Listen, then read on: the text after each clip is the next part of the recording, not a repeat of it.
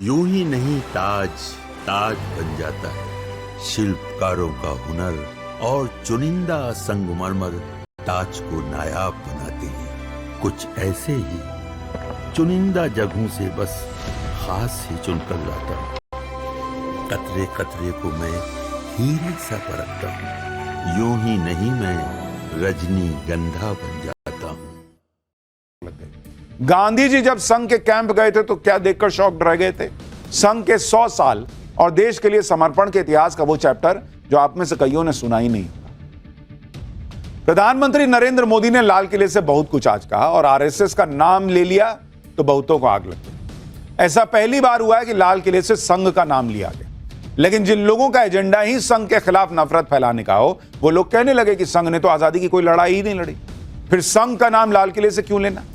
कई लोग कहने लगे कि संघ की तो कोई हिस्ट्री ही नहीं है, मतलब मोदी के संघ के बारे में बोलने भर से पूरा इकोसिस्टम तिल मिला गया। लेकिन जो लोग कह रहे हैं कि संघ की कोई हिस्ट्री नहीं, संघ ने अपने 100 साल में कुछ किया ही नहीं, उन लोगों को पाठशाला की इस हिस्ट्री की क्लास को डिटेल में देखना चाहिए।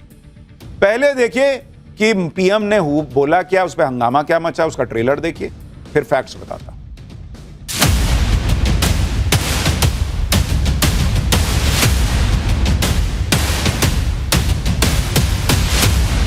सेवा, समर्पण, संगठन और अप्रतिम अनुशासन जिसकी पहचान रही है, ऐसा राष्ट्रीय स्वयंसेवक संघ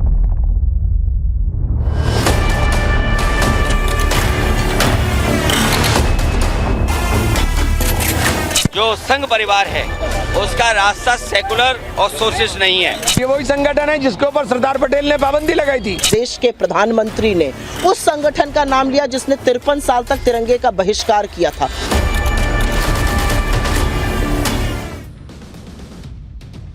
आरएसएस अपना शताब्दी वर्ष मना रहा है और पिछले 100 साल में आरएसएस ने देश के लिए जो किया है, उसके बाद पीएम मोदी आज खुद को रोक नहीं पाए।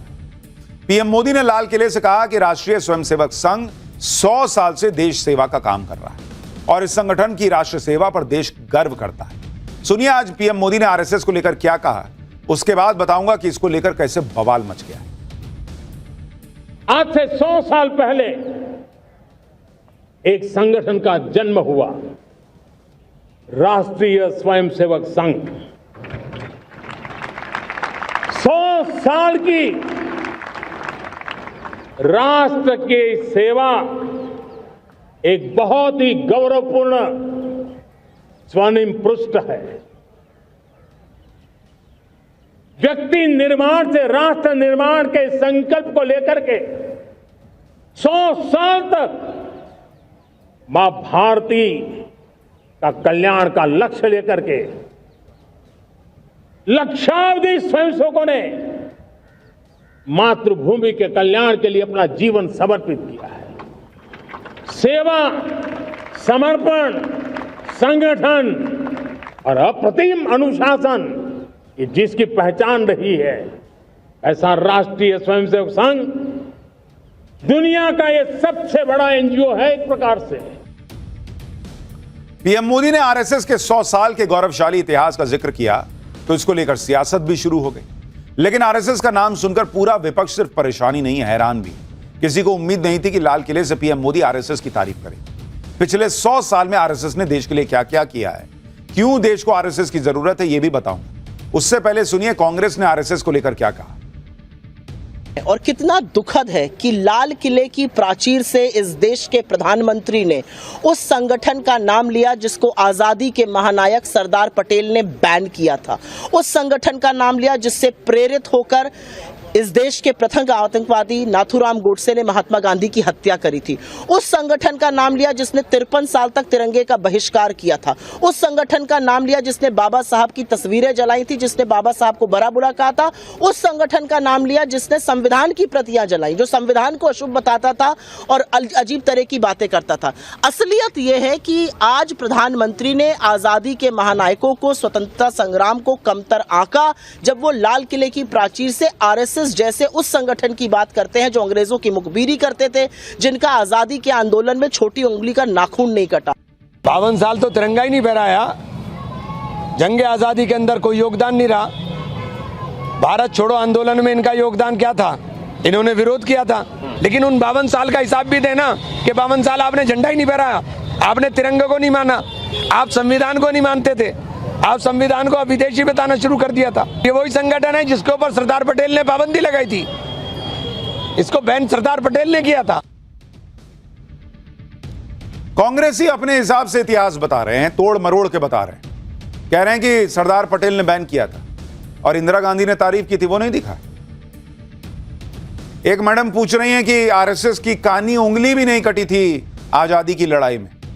गांधी परिवार ने क्या क्या कटवा दिया था भाई? गला कटवा दिया था क्या? नेहरू जी ने गला कटवा दिया था क्या आजादी की लड़ाई में? जो कांग्रेस अभी आरएसएस को कोस रही है और कह रही है कि लाल किले में से पीएम ने संघ का नाम क्यों ले लिया, उसे यह भी देखना चाहिए कि जवाहरलाल नेहरू जब प्रधानमंत्री थे तो लाल किले के राष्ट्रीय आयोजनों में आरएसएस के लोग भी आते थे। ये तस्वीरें 1963 की हैं, जब जवाहरलाल नेहरू प्रधानमंत्री थे और तब दिल्ली की रिपब्लिक डे परेड में आरएसएस के स्वयंसेवक पहुंचे थे। ऐसा दावा किया जाता है कि जवाहरलाल नेहरू ने खुद 1963 में आरएसएस को रिपब्लिक डे परेड में दिल्ली बुलाया था। तब जवाहरलाल नेहरू ने आरएसएस को देशभक्तों का संगठन कहा था। आरएसएस के 3000 स्वयंसेवक कम से कम समय में ही दिल्ली पहुंचे थे और फुल ड्रेस के साथ रिपब्लिक डे परेड में शामिल हुए। लेकिन आज आरएसएस का विरोध करना कांग्रेस की सियासी मजबूरी है, क्योंकि उसे लगता है कि आरएसएस के खिलाफ बोलने से एक विशेष वर्ग बहुत खुश हो जाएगा। इसी वजह से आरएसएस के खिलाफ नफरत भरा एजेंडा चलाया जाता है और इसमें कांग्रेस के साथ साथ दूसरी पार्टियां भी हमेशा जुड़ जाती हैं। अखिलेश यादव ने तो आरएसएस का नाम लेकर आज कह दिया कि पीएम मोदी मुंह से स्वदेशी हो सकते हैं लेकिन मन से विदेशी हैं। सुनिए जरा अखिलेश यादव। भारतीय जनता पार्टी का जब पहला अधिवेशन हुआ था, भारतीय जनता पार्टी ने तय किया था कि सेकुलर एंड सोशलिस्ट रास्ता अपनाएंगे, लेकिन संघ का और उनके परिवार के लोगों का जो संघ परिवार है उसका रास्ता सेकुलर और सोशलिस्ट नहीं है। ये मुंह से तो हैं स्वदेशी लेकिन मन से नहीं, मन से विदेशी हैं। कांग्रेस और अखिलेश ने संघ पर हमला किया तो ओवैसी पीछे कैसे रह सकते थे? ओवैसी ने भी लिख दिया कि आरएसएस का महिमा मंडन करना स्वतंत्रता संग्राम का अपमान है। मोदी एक स्वयंसेवक के तौर पर नागपुर जाकर आरएसएस की प्रशंसा कर सकते थे तो उन्हें प्रधानमंत्री के तौर पर लाल किले से ऐसा क्यों करना पड़ा? चीन हमारा सबसे बड़ा बाहरी खतरा बना हुआ है, लेकिन उससे भी बड़ा खतरा हमारे भीतर है, संघ परिवार द्वारा फैलाई जा रही नफरत और विभाजन। ये लोग संघ के इतिहास को नकारते हैं, पूछते हैं कि संघ का इतिहास ही क्या है, संघ ने 100 साल में किया ही क्या है। जो लोग संघ के बारे में नहीं जानते उन्हें आज बताता हूं कि 100 साल में संघ ने क्या क्या किया। आरएसएस की स्थापना डॉक्टर केशव बलिराम हेडगेवार ने की, जिन्हें डॉक्टर जी कहा जाता है। वो नागपुर के रहने वाले थे। डॉक्टर हेडगेवार के बारे में आपको बताता हूं कि जब वो 13 साल के थे तो प्लेग महामारी से उनके माता पिता का निधन हो गया। हेडगेवार साहब ने पुणे से मैट्रिक की पढ़ाई की और बाद तब के कलकत्ता से मेडिकल की पढ़ाई की और साल 1915 में वो डॉक्टर बनकर नागपुर लौटे। डॉक्टर हेडगेवार शुरुआत में कई सालों तक सक्रिय तौर पर कांग्रेस के संगठन से जुड़े थे, लेकिन बाद में उन्होंने साल 1925 में विजयादशमी के दिन संघ की स्थापना की। डॉक्टर हेडगेवार ने कांग्रेस छोड़कर संघ की स्थापना इसलिए की क्योंकि हेडगेवार का मानना था कि तत्कालीन परिस्थितियों में हिंदू समाज को सांस्कृतिक और आध्यात्मिक तौर पर संगठित करना जरूरी है, जिससे अखंड भारत की पूर्ण स्वतंत्रता का लक्ष्य प्राप्त किया जा सके। इसके अलावा जहां कांग्रेस ब्रिटिश राज के अंदर स्वतंत्र डोमिनियन के स्टेटस की मांग कर रही थी, वहीं हेडगेवार लगातार कहते थे कि भारत की पूर्ण आजादी का लक्ष्य होना चाहिए। जो लोग कहते हैं कि संघ ने आजादी की लड़ाई में कुछ किया ही नहीं, उन्हें संघ की स्थापना करने वाले डॉक्टर हेडगेवार के बारे में जानना चाहिए। वो 2 बार जेल गए थे। पहली बार वो अगस्त 1921 में नागपुर जेल गए, जब ब्रिटिश राज ने उनके भाषण देने पर रोक लगा दी और उन्होंने माना नहीं। उन्हें 1 साल की जेल हुई और वो जुलाई 1922 में रिहा हुए। दूसरी बार वो 1930 में बापू के नमक सत्याग्रह के दौरान अकोला जेल गए। उन्हें 9 महीने जेल की सजा हुई थी। कांग्रेस से मतभेद होने के बावजूद डॉक्टर हेडगेवार और संघ के कार्यकर्ताओं ने सत्याग्रह में हिस्सा लिया था। डॉक्टर हेडगेवार के बारे में यह जानना भी जरूरी है कि 1920 में नागपुर में कांग्रेस का जो अधिवेशन हुआ था, उसके प्रबंधन की अहम जिम्मेदारी डॉक्टर हेडगेवार ने उठाई थी। 1920 में कांग्रेस के नागपुर अधिवेशन में डॉक्टर हेडगेवार ने कांग्रेस की प्रस्ताव समिति के सामने 2 प्रस्ताव रखे, जिसमें एक था पूर्ण स्वतंत्रता का लक्ष्य। इसके 9 साल बाद और संघ बनने के 4 साल बाद पूर्ण स्वतंत्रता का प्रस्ताव कांग्रेस ने 1929 के लाहौर अधिवेशन में पारित किया था। 1929 में जब कांग्रेस ने पूर्ण स्वतंत्रता का प्रस्ताव पारित किया तो डॉक्टर हेडगेवार ने सभी शाखाओं में इसका अभिनंदन करने के लिए कहा था। लाहौर अधिवेशन में जब यह तय हुआ कि 26 जनवरी 1930 को देश भर में स्वतंत्रता दिवस मनाया जाएगा, तो डॉक्टर हेडगेवार ने उसका समर्थन किया था। यानी जब कांग्रेस ब्रिटिश राज के अंदर डोमिनियन स्टेट की बात को भी मानने को तैयार थी, उस दौर में डॉक्टर हेडगेवार पूर्ण स्वतंत्रता की बात करते थे। संघ और तिरंगे को लेकर जो भ्रम फैलाए जाते हैं, उसका जवाब खुद संघ प्रमुख मोहन भागवत ने दिया था। सुनिए उन्होंने क्या बताया था, फिर आपको बताता हूं कि गांधी जी जब आरएसएस के कार्यक्रम में गए थे तो क्यों शॉक्ड रह गए। तिरंगे झंडे के जन्म से उसके सम्मान के साथ संघ का स्वयंसेवक जुड़ा है। मैं आपको सत्य कथा बता रहा हूं। निश्चित होने के बाद, उस समय तो चक्र नहीं था, चरखा था ध्वज पर। पहली बार फैजपुर के कांग्रेस अधिवेशन में उस ध्वज को फहराया गया। 80 फीट ऊंचा ध्वज स्तंभ लगाया था। नेहरू जी उसके अध्यक्ष थे। तो वो बीच में लटक गया, ऊपर पूरे जा नहीं सका, और इतना ऊंचा चढ़ के उसको सुलझाने का साहस किसी का नहीं था। एक तरुण भीड़ में से दौड़ा, वो सरसर उस खंबे पर चढ़ गया, उसने वो रस्सियों की गुत्थी सुलझाई, ध्वज को ऊपर पहुंचा के नीचे आ गया। तो स्वाभाविक लोगों ने उसको कंधे पर लिया, नेहरू जी के पास ले गए। नेहरू जी ने उसकी पीठ थपथपाई और कहा कि तुम आओ शाम को खुले अधिवेशन में, तुम्हारा अभिनंदन करेंगे। लेकिन फिर कुछ नेता आए, कहा कि उसको मत बुला, वो शाखा में जाता है। इतना ही नहीं, एक बार महात्मा गांधी भी संघ के कैंप में गए। 25 दिसंबर 1934 को महात्मा गांधी वर्धा में आरएसएस के कैंप में गए थे। वहां आरएसएस के नेता अप्पाजी जोशी ने महात्मा गांधी को पूरा कैंप घुमाया। गांधी जी वर्धा कैंप के आयोजन की प्लानिंग को लेकर हैरान थे। उन्हें तब और हैरानी हुई जब उन्होंने देखा कि स्वयंसेवक बिना किसी जाति या अन्य भेदभाव के एक साथ काम कर रहे हैं। पूछताछ पर स्वयंसेवकों ने गांधी जी को बताया कि यहां ब्राह्मण, मराठा या अन्य वर्गों में कोई भेद ही नहीं है। गांधी जी को बताया गया कि कई स्वयंसेवक तो एक दूसरे की जाति जानते भी नहीं है, ना ही उन्हें इसमें कोई दिलचस्पी है। गांधी जी इस बात से हैरान रह गए कि भाई ये कैसे हो रहा है। उन्होंने अप्पाजी जोशी से पूछा कि आपने ऐसा कैसे कर दिया? छुआछूत जैसी सामाजिक बुराई को खत्म करना नामुमकिन जैसा है, संघ में ये कैसे संभव हुआ? तब अप्पाजी जोशी ने यह कहा कि सब में एक ही भावना है कि सब हिंदू हैं।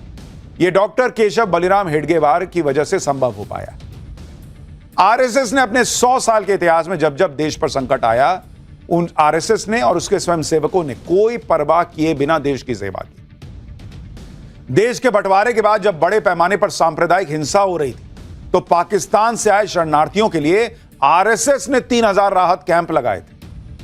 1954 में दादरा नगर हवेली जब पुर्तगालियों के कब्जे से आजाद हुआ, तो इसमें आरएसएस का लीड रोल था। आरएसएस के नेता विनायक आप्टे के नेतृत्व में स्वयंसेवकों ने सिलवासा पर हमला बोलकर वहां तिरंगा फहराया। इसी तरह से 1955 में संघ ने गोवा के आजादी के आंदोलन में हिस्सा लिया। 1962 के भारत चीन युद्ध में आरएसएस ने मदद की। आर्मी मूवमेंट के दौरान रास्तों की निगरानी की, सेना को आपूर्ति और रसद पहुंचाने में मदद की। शहीदों के परिवारों का ध्यान संघ ने रखा। 1965 के भारत पाकिस्तान युद्ध में स्वयंसेवकों ने श्रीनगर हवाई अड्डे से बर्फ हटाने का काम किया। घायल जवानों के लिए स्वयंसेवकों ने रक्तदान किया। युद्ध के दौरान संघ के स्वयंसेवकों ने दिल्ली का ट्रैफिक संभाला। 1975 में इंदिरा गांधी की इमरजेंसी के खिलाफ आरएसएस लड़ा। आरएसएस पर इंदिरा गांधी ने बैन लगा दिया। हजारों स्वयंसेवकों को गिरफ्तार कर लिया गया था। संघ के स्वयंसेवकों ने अंडरग्राउंड रहकर काम किया। स्वयंसेवकों ने आपातकाल के विरोध में पोस्टर लगाए, जेल में बंद विपक्षी नेताओं के संदेशों को जनता तक पहुंचाने का काम किया। बाद में जनता पार्टी के गठन के लिए भी संघ ने प्रयास किए। इसके अलावा 1971 में ओडिशा चक्रवात, 1984 में भोपाल गैस कांड, 1984 में सिख विरोधी दंगे, 1999 में